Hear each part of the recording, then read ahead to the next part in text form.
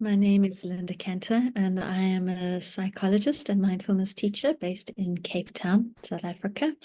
And I'm welcoming you into the space of looking into what for me is the heart of mindfulness practice, the development of kindness and compassion. And so as we move into this exploration, I invite you to place a hand on the heart to make contact with the space of the heart. The teacher John Kabat-Zinn speaks about this practice being an act of love. And so you might, as you allow the eyes to close, just sense into the body and sense what it might feel like to invite this act of love, this act of noticing what is here with kindness, allowing a relaxing into your natural breathing.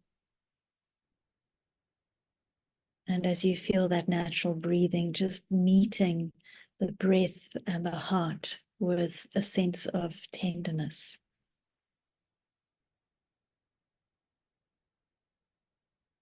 And of course, as we do this, you might find that we erect barriers towards ourselves and towards that space of kindness towards ourselves. Very often people speak about kindness and refer to their capacity to be able to be kind to others. And yet it's hard for us in the Western world to bring kindness towards ourselves. In fact, in some of the original conversations with the Dalai Lama, when Western scientists were speaking to him about the issues that people in the West have about self-esteem, he found it really hard to understand, because in Buddhist understandings of kindness and compassion, one cannot be kind unless one is including oneself in that kindness. So the first step is to maybe just sense inside of ourselves where we erect barriers, where we maybe judge ourselves or place high expectations on ourselves, or perhaps the places where we might compare ourselves to other people. And seeing if just in this moment, it's possible to bring some kindness to whatever is here, whatever you discover. The Dalai Lama also speaks about how his religion is kindness, and that religion of kindness actually is a practice. It requires the watering of the capacity to be kind towards ourselves. So the Dalai Lama speaks about our own brain, our own heart. Our own heart is the temple, and that is the temple for kindness. And that's not always so easy, especially when we start to look at bringing kindness to areas of suffering, both inside of ourselves and kindness to the suffering of others. When we meet suffering with kindness, we call this compassion.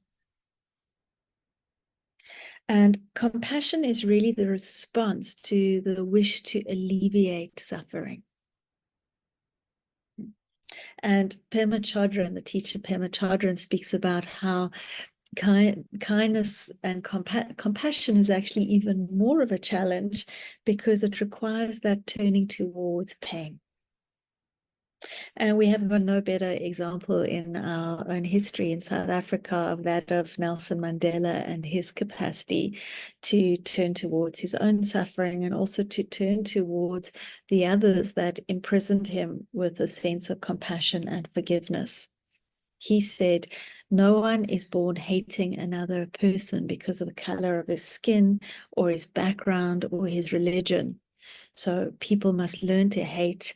And if they can learn to hate, they can surely be taught to love, because love comes more naturally to the human heart than its opposite." And so there's a trusting in these practices of our capacity for goodness, our capacity for kindness, our capacity to meet what is here, even if it is suffering, with tenderness.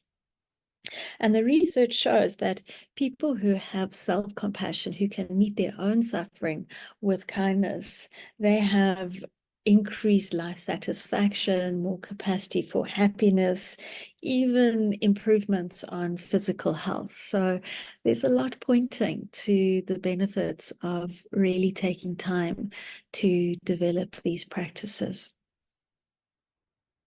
And so ultimately, this is what the practice is about.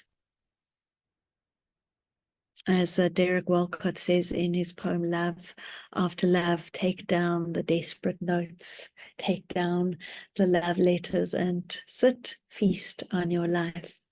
And so that's my invitation as we close today, is just to, again, with a hand on the heart, meeting yourself with that sense of love.